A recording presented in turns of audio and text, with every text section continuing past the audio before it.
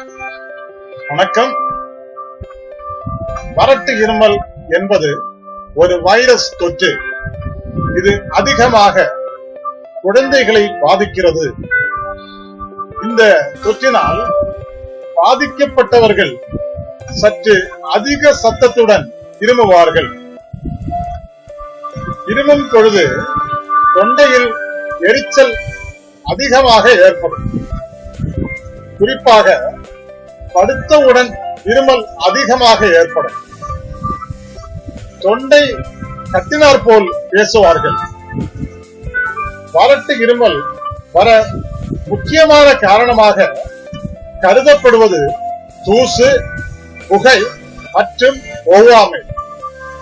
வறட்டு இருமல் ஒரே நாளில் குணமாக 6 பேரிச்சம்பழம் எடுத்து 3 டம்ளர் பாலில் மிதமான சூட்டில் 25 நிமிடம் அடுப்பிலேயே வேக விடவும். அந்த பேரிச்சம்பழம் நன்கு ஊறி இருக்கும். அந்த ஊறிய பேரிச்சம்பழ பாலை 3 வேளை குடிக்கவும். அப்படி குடித்தால் வறட்டு இருமல் அடியோடு நின்றுவிடும். அத்துடன் உடலுக்கும் இரும்பு சத்து கிடைக்கும். கொள்ளுப்பயிறு 50 கிராம் எடுத்து வறுத்து பொடி செய்து கொண்டு அதனுடன் மிளகு, சுக்கு, பூண்டு ஆகியவற்றையும் சேர்த்து பொடி செய்து கொள்ள வேண்டும். பிறகு வாணலியில் 2 டம்ளர் தண்ணீர் விட்டு இதை சேர்த்து தேவையான அளவு உப்பு சேர்த்து கொதிக்க வைக்க வேண்டும். இதனை 2 நாட்கள் நாளுக்கு 2 வேளை குடித்தாலே போதும். வறட்டு இருமல் மட்டுமின்றி எந்த விதமான இருமலும் காணாமல் போகும். இளம் சூடான நீரில் 1 ஸ்பூன் தேன் மற்றும் சிறிது எலுமிச்சை சாறு கலந்து அருந்தினால் வறட்டு இருமல் மற்றும் அதன் காரணமான சளியும் காணாமல் போகும். அரை விரல் அளவிற்கு இஞ்சியை எடுத்துக்கொண்டு அதனை சிறு சிறு துண்டுகளாக நறுக்கி எடுத்துக்கொண்டு அதனை 1 டம்ளர் நீரில் போட்டு கொதிக்க வைத்து இறக்க வேண்டும். இதனை வடிகட்டி 1 ஸ்பூன் தேன் விட்டு கலக்கி இந்த கலவையை 1 நாளைக்கு 3 வேளை பருகி வர வறட்டு இருமல் குணமாகும். கருமிளகு 250 இருந்து 250 மில்லிகிராம் எடுத்து நெய், சர்க்கரை, தேனுடன் சேர்த்து எடுத்துக் கொள்ளலாம். துரித நிவாரணத்திற்கு கருப்பு உலர்ந்த திராட்சை, பேரிச்சம்பழம், கருமிளகு, வாயுவிலங்கம், பால்மிளகு, தேன் இவற்றில் சம அளவு எடுத்து உடைத்து சாப்பிடலாம். மஞ்சள் பொடி கலந்து சூடான பால் தொண்டைக்கு இதமானது. மஞ்சள் ஒரு கிருமி நாசினி. இந்த மஞ்சள் பொடி கலந்த பாலை 15 நாளாவது குடிக்க வேண்டும்.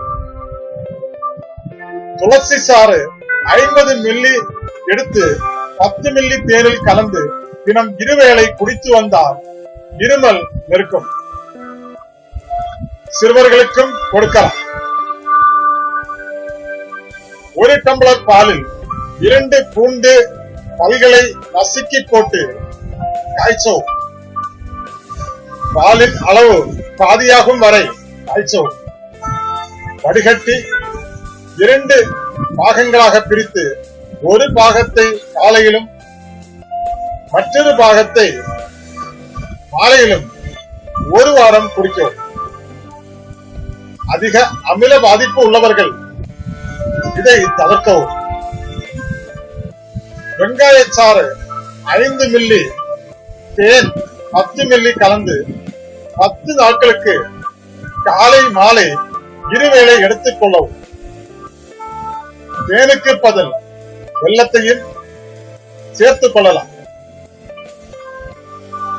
ஆவி பிடித்தல் சளிக்கு மட்டுமல்ல, இருமலுக்கும் நல்லது. ஆவி பிடிக்கும் நீரில் மஞ்சள் பொடி சேர்த்தால் இன்னும் நல்லது. கிராம்பு தைலம் அல்லது யூகாலிப்ஸ் எண்ணெயையும் ஆவி பிடிக்கும் நீரில் சேர்த்துக் கொள்ளலாம். கற்பூரவல்லி சாற்றை தேனுடன் கலந்து சாப்பிட இருமல் குணமாகும். புதினாவை துவையலாகவோ சூப் செய்தோ சேர்த்துக் கொள்வதால் வறட்டு இருமலில் இருந்து விடுபடலாம். மாதுளம்பழத்தை தோல் இல்லாமல் மாதுளம்பழ முத்துக்களை மட்டும் எடுத்து பழச்சாறு ஆக்கி கொள்ள வேண்டும். மாதுளம்பழத்தின் முத்துக்களை மிக எளிமையாக எடுக்க மாதுளம்பழத்தை சரி பாதியாக வெட்டி பாதி மாதுளம்பழத்தை தலைகீழாக பிடித்துக் கொண்டு ஒரு கரண்டியை வைத்து வேகமாக தட்டினால் முத்துக்கள் தானாய் உதிர்ந்து விடும்.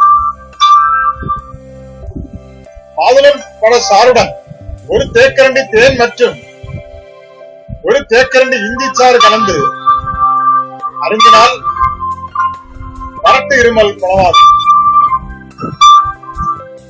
பொடி செய்த பனங்கற்கண்டுடன் 10 கிராம் பொடி செய்த சீரகம் சேர்த்துக் கொள்ளுங்கள். இரண்டும் சம அளவில் இருக்க வேண்டும்.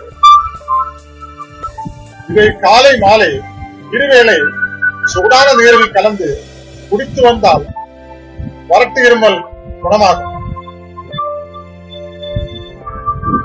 உங்கள் குழந்தை இன்னும் தாய்ப்பால் குடித்துக் கொண்டு இருந்தால்